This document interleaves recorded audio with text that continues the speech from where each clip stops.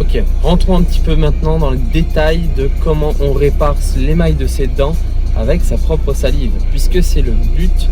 La nature est très bien faite, dans la salive est contenu tous les éléments dont ont besoin les dents pour se réparer d'elles-mêmes. Alors, l'émail des dents, pour vous résumer vite fait la vidéo précédente, l'émail des dents est un cristal qui s'appelle l'hydroxyapatite, composé de calcium, de phosphore et d'oxygène et d'hydrogène.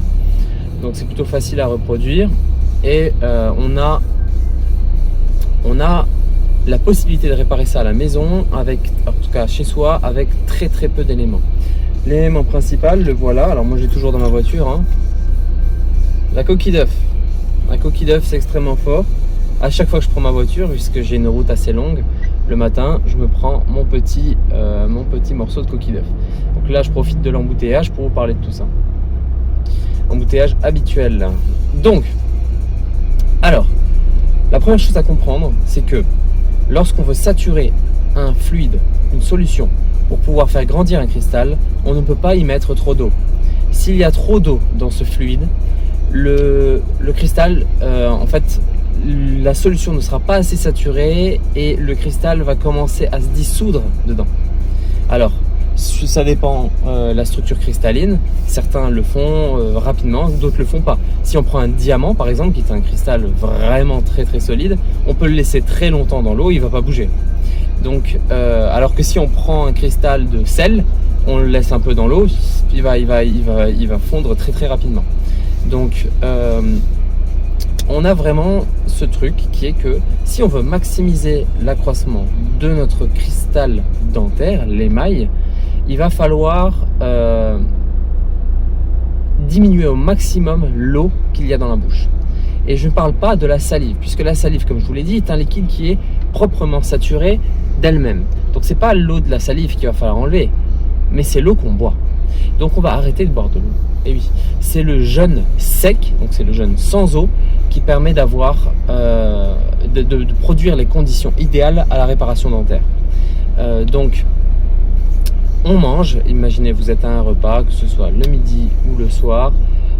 Après le repas, vous allez vous brosser les dents. Le dentifrice est systématiquement basique.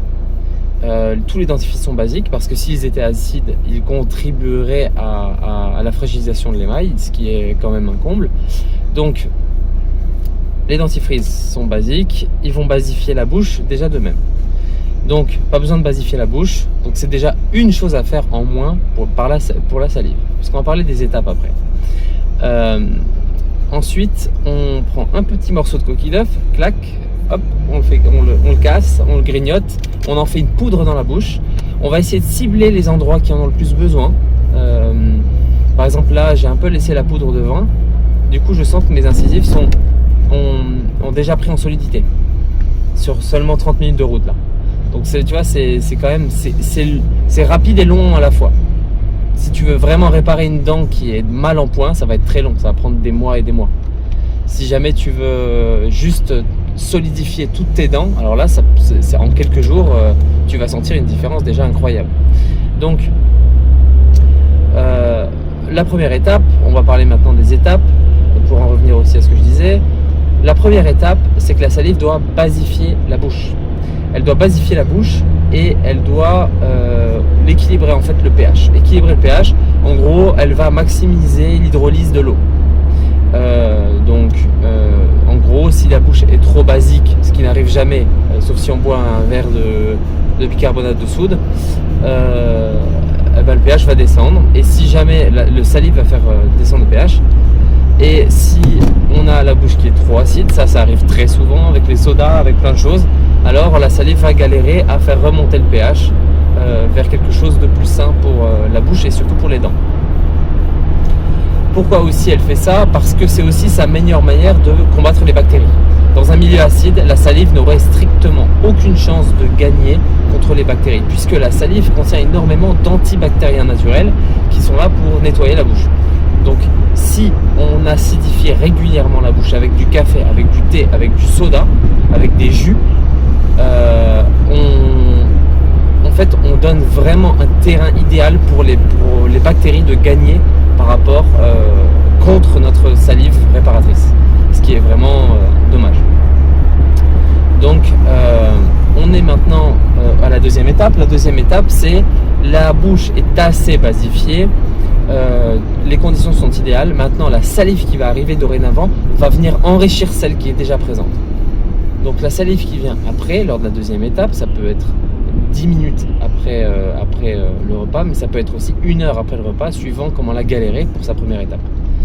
Donc elle va venir enrichir encore plus la salive, et cet enrichissement salive va venir réparer les dents.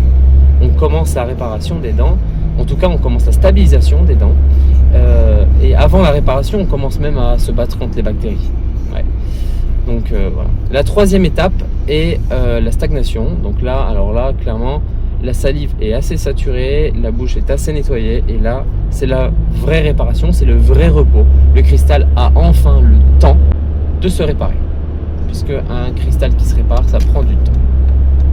Qu'est-ce que vous allez faire en général à ce moment-là? Quand cette troisième étape commence, vous allez boire un café ou un thé, et vous allez tout remettre à zéro. Et on est reparti pour la première étape. C'est pour ça que le temps, jouer avec le temps, c'est ultra important pour absolument toutes les vraies approches de santé. Même dans la... Malheureusement, les médecins en Europe ont beaucoup de mal à nous prescrire une médecine qui prend en compte le temps. C'est-à-dire des bons conseils médicaux et paramédicaux, des bons conseils qui vont booster la réparation et le temps qu'il faut à ce que ça se répare. Malheureusement, c'est très incomplet.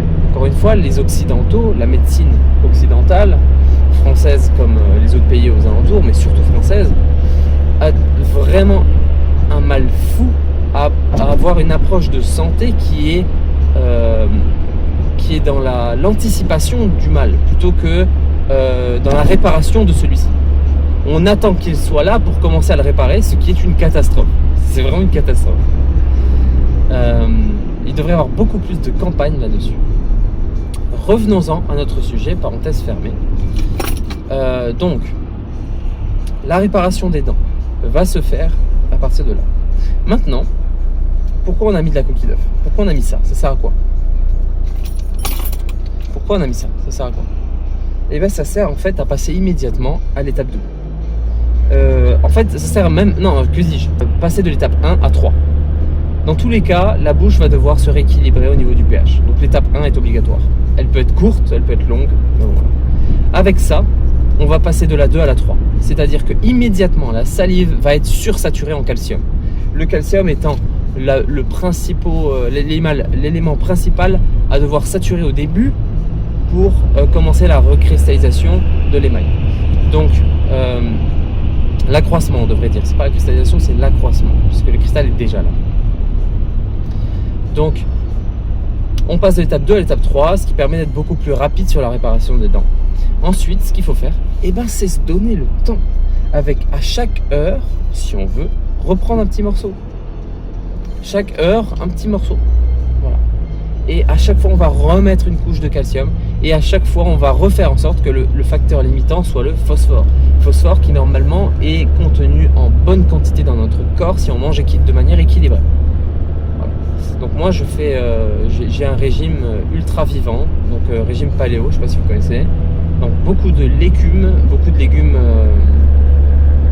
de crus et vivants, des fruits secs et de la viande. Voilà. Très peu de glucides, très peu de glucides.